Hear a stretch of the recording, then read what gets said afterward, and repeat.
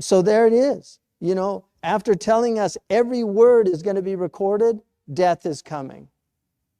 There's a relationship. وَنُفِخَ بِالصُّورِ ذَلِكَ يَوْمُ الْوَعِيدِ. Again, wa'id. That day, Yawm al-Wa'id, the day of judgment. The blast has happened. The first one and then the second one.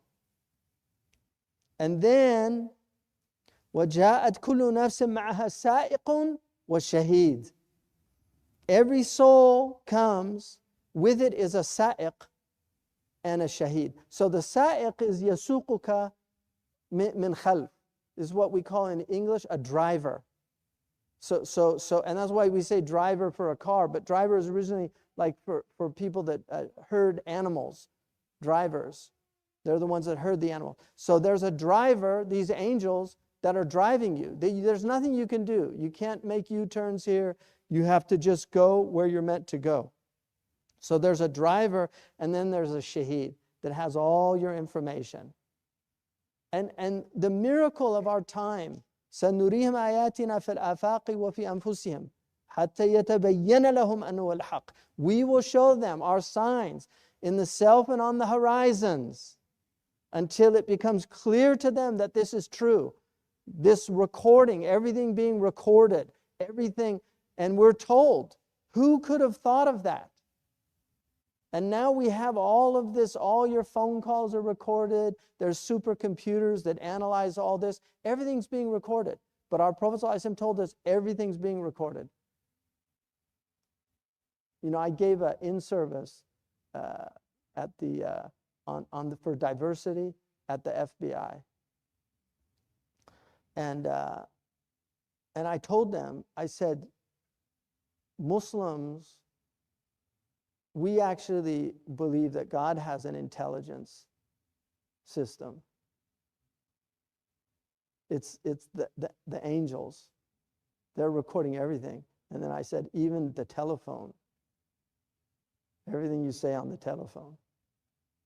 And I tried to explain to them about Islam, that real Muslims, are people that are, the Prophet said, the Muslim is man salima nasu min lisanihi wa yadihi, that people, human beings, are safe from his hand and his tongue. That's a real Muslim. Muslims are supposed to obey the law. If you can't obey the law, you have to make hijrah. But this idea that you can just disobey the law, I mean, even civil disobedience, if you look at Thoreau, civil disobedience for Thoreau was not violent. It was not paying taxes. That's what he stopped paying taxes because they were going to war against Mexico. And he was put in jail. And Emerson came to visit him, and he said, Henry, what are you doing in there? And Thoreau said, what are you doing out there? Like in an unjust system, this is a better place to be.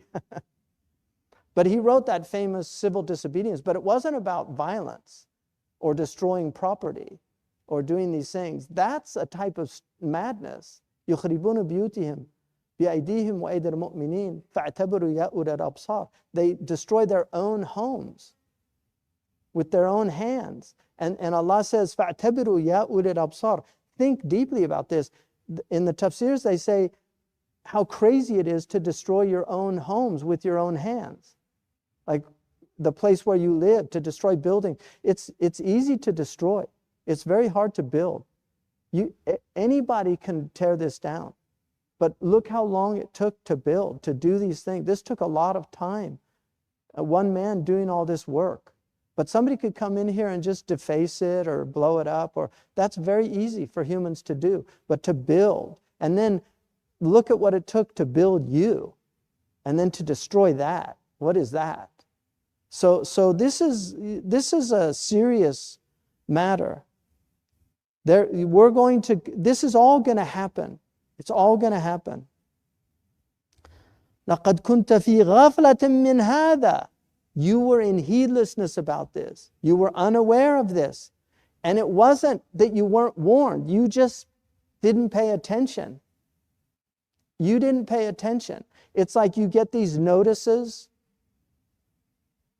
in the mail and you don't open them. And it turns out that it's about something you're supposed to do, and then you all owe all this money or something because you just were in ghafla about it. You have things in your health that you just ignore.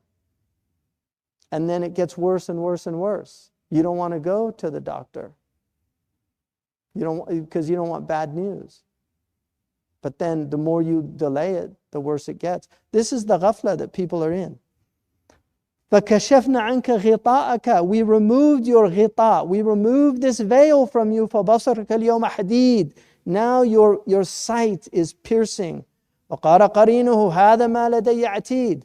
And his qareen, so that there's khilaf about the qareen in this chapter, but in this one it's the angel. هَذَا مَا لَدَيَّ عَتِيدٌ.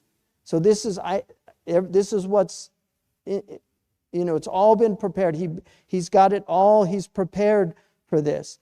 أَلْقِيَا فِي جَهَنَّمَ كُلَّ كَفَّارٍ عَنِيدٍ. And then Allah says to the two of them, thrust them into the sa'iq and the shaheeds, thrust them into Jahannam.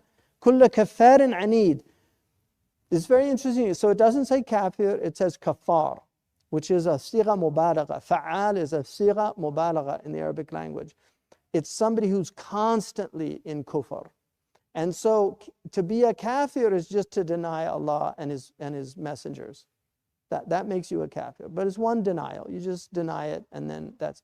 But kafar is those who deny the blessings of Allah, because those blessings are happening every moment, every day. Just the fact that you right now, the majority of us in this room, inshallah, all of us, we have normal temperatures. Nobody has a fever. Who's keeping that at 98.6 on average? Who's keeping it there? And then right now, in your body, you have these cells. They're white blood cells. They literally travel throughout the body. Any foreign invader, these are like the border patrol. Any foreign invader, in Islam, border patrol is one of the highest maqams. And murabitun, those are the people that guard the borders of the Muslims from foreign invasion. Those blood cells, anything that comes in that's foreign, they will immediately go to it, surround it, and they have these phagocytes that eat.